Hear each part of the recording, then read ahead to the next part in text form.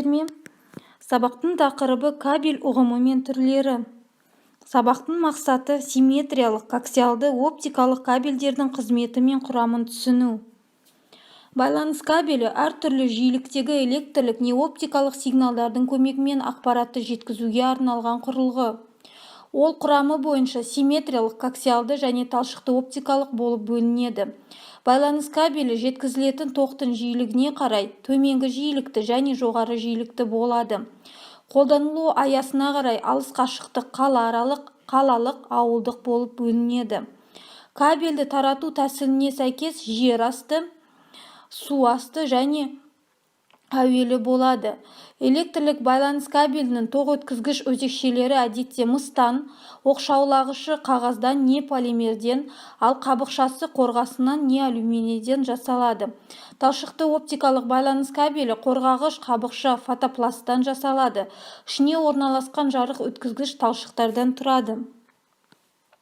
Кабель үшке бөлінеді: симметриялық, коаксиалды және талшықты оптикалық. Симметриялы тізбек екі бірдей конструктивті және электрлік байланыстағы сымдардан тұрады.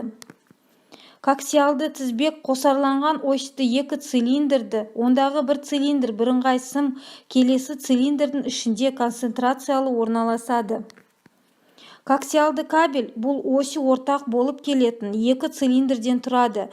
Бір цилиндр тұтас өткізгіш, екінші цилиндр ішіне орналасқан. Кабель маркировкасы шартты белгілер жүйесі. Ол әріп пен сан көмегімен кабельдің негізгі классификациялық белгілерін және конструкциялық ерекшеліктерін көрсетеді.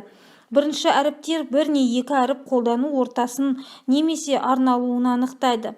Қалалық телефонды кабельдерде әрқашан Т әріпі болады. Полиэтиленді изоляциясы бар қалалық телефондық кабель ТТП, карделді қағазды және кеуек қабықшасы бар кабель ТЗ-ПП, ауылдық кабель үшін КС-ПП, полиэтиленді изоляциясы бар ауылдық кабельдер жатады. Қалааралық коаксиалды кабельдер ең кең тараған түрі бұл КМ4 кабелі, аз габаритті кабель МКТ4 және құрама кабель КМ8-6 кабельдері. Мұндағы 4-8-6 коаксиалды жұптар саны, алымында коаксиалды жұптар саны ішкі талшықтар бөлімінде сыртқы талшықтар болып келеді. Қалалық телефондық кабельдер бұл мақсаттарына байланысты бөлінеді. Абоненттік, АТС пен абоненттерді жалғайтын және қосқыш кабельдер. Қосқыш кабельдер АТСтерді бір-бірімен және қалааралық станциямен байланыстырады.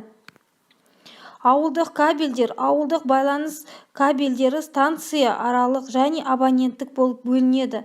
Станция аралық байланыс үшін бір немесе екі төрттік КСПП 1/4 және КСПП 2/4 типті кабельдер ИКМ15, ИКМ30 сандық тарату жүйелері үшін қолданылады. Коаксиалды кабель ақпаратты жіберу жылдамдығы 10-50 мегабит секундқа дейін, жоғары механикалық төзімділігімен ерекшеленеді. Коаксиалды кабель изоляциядан, экран, диэлектрик және өткізгіштен тұрады. Жуан коаксиалды кабель диаметрі шамамен 1 см қатты кабель. Кейде оны стандартты Ethernet деп атайды. Өйткені ол Ethernet желілік сәулетін қолданылатын алғашқы кабельдің типі болды. Осы кабельдің мыс жібі жіңішке коаксиалды кабельмен салыстырғанда қалыңдау. Оптикалық кабель құрамы сымнан, оймыстан, шыны мен кварцтан жасалады. Мыс кабельдеріне қарағанда оптикалық кабельде сигнал сәуле болады.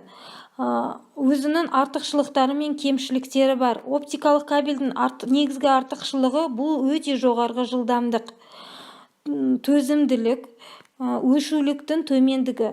Ал оптикалық кабельдің кемшілігі жөндеу жұмыстың қиындығында болып келеді. Оптикалық кабельдер екі түрге бөлінеді: бір модалы оптикалық кабель және көп модалы оптикалық кабель. Бір модалы оптикалық кабельдің сыртқы қаптамасы сары түсті болып келеді. Өзекше диаметрі 3-5 микрометрге дейін жетеді және де бір модты оптикалық кабель тек қана бір сәулемен, бірақ арнамен жұмыс жасайды. Көп модалы оптикалық талшықтың сыртқы қаптамасы қызғылт түсті болып келеді.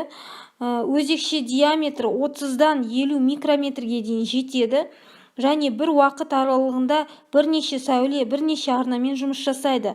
Ал уақыт аралығын арналарды уақыт бойынша бөлу тәсілі деп аталады. Назарларыңызға көп рахмет. Сау болыңыздар.